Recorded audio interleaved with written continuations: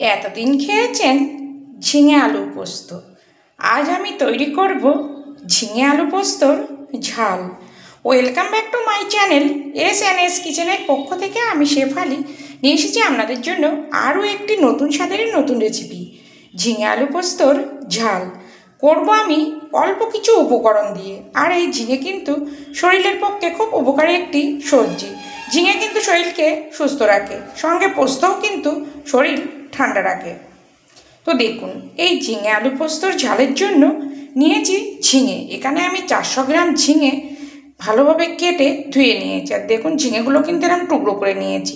অবশ্যই কিন্তু ঝিঙেগুলো একটু কচি দেখে নেবেন।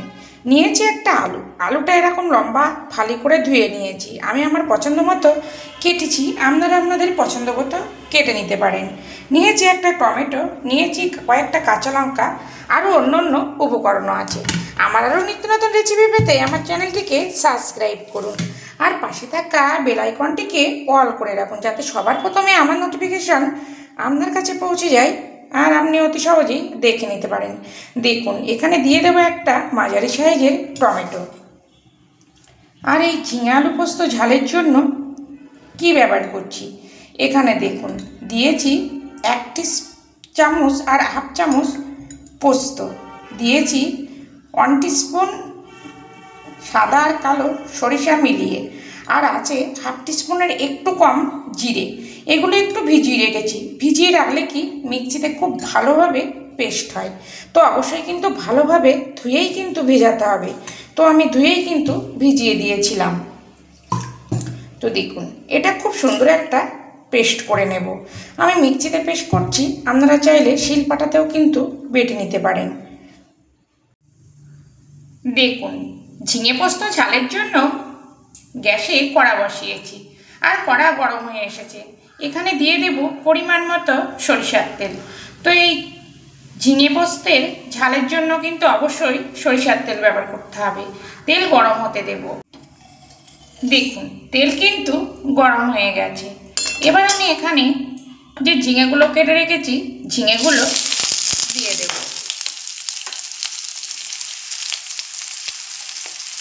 আর দেব পরিমাণ মতো হলুদ। ঝিঙের মধ্যে কিন্তু লবণ দেব না, তাহলে কিন্তু জল বেরোবে, আর তখন কিন্তু ঝিঙেগুলো ভাজা হবে না। 3 থেকে 4 মিনিট হাই ফ্লেমে ভেজে নেব। ঝিঙে ভাজবার সময় কিন্তু লো ফ্লেম করে দিলে জল চলে আসবে।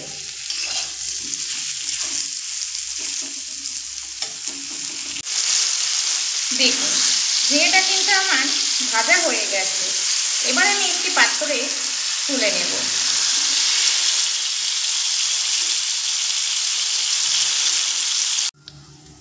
দেখুন, ঝিঙে আমি তুলে নিয়েছি। নিয়ে কিছুটা তেল অ্যাড করে ফোড়নে দিয়েছি কালো জিরে, আর দিয়ে দিলাম 2টো কাঁচা লঙ্কা। যেহেতু ঝাল, তো এখানে কিন্তু অবশ্যই কালো জিরেটা ব্যবহার করতে হবে। ফোড়নটা একটু ভাজা হচ্ছে। দেখুন, ফোড়ন ভাজা হয়ে গেছে। এবার দিয়ে দেব আগে থেকে কেটে রাখা আলু, আর দিয়ে দেব পরিমাণ মতো হলুদ, আর দেব পরিমাণ মতো লবণ। আর আপনারা যদি এই ঝিঙের ঝাল যদি আমিষ খেতে চান, সেক্ষেত্রে কিন্তু একটু পেঁয়াজও ব্যবহার করতে পারেন, আর সঙ্গে একটু চিংড়ি মাছ, সেও কিন্তু খেতে অসাধারণ টেস্ট হয়। এবার আলুগুলো মিডিয়াম ফ্লেম করে ভেজে নেব, আর এমনভাবে ভাজবো আলু যেন 70% মতো সিদ্ধ হয়ে যায়। দেখুন, আলু আমি ভেজে নিয়েছি। এবার এখানে দিয়ে দেব আগে থেকে যে মশলা আমি পেস্ট করে নিয়েছি, সেই মশলা। কিন্তু আমি এখানে একটা জিনিস ভুলে গেছিলাম, সেটা হলো কাঁচা লঙ্কা। এখানে কিন্তু আমি অফ ক্যামেরাতে 4টে কাঁচা লঙ্কা দিয়েছি, দিয়েই কিন্তু পেস্ট করে নিয়েছি। এবার দিয়ে দেব মশলার বাটি দিয়ে অল্প একটু জল দিয়ে ঠিক 2 থেকে 3 মিনিট মিডিয়াম ফ্লেমে কষিয়ে নেব। আর সুন্দর কালারের জন্য দেবো কাশ্মীরি লঙ্কার গুঁড়ো। এটা কিন্তু অপশনাল। আর সরিষা দিয়ে কিন্তু খুব বেশি সময় কষানো যাবে না, তাহলে কিন্তু তেতো হয়ে যাবে। দেখুন আলুর সঙ্গে 2 থেকে 3 মিনিট আমি একটু কষিয়ে নিয়েছি, আর দেখুন তেল কিন্তু ছাড়ছে। এবার আমি দিয়ে দেব আগে থেকে ভেজে রাখা ঝিঙেগুলো, দিয়ে আবারও 1 মিনিট মতো একটু মিশিয়ে নেব। দেখুন 1 মিনিট আমি মিশিয়ে নিয়েছি। এবার দিয়ে দেব জল। আমি যে মিক্সির বাটিতে মশলা পেস্ট করেছি ওই বাটিটা ধুয়েই কিন্তু জলটা দিয়ে দিলাম। এবার রান্নাটা মিডিয়াম ফ্লেমে 5 থেকে 6 মিনিট হতে দেব।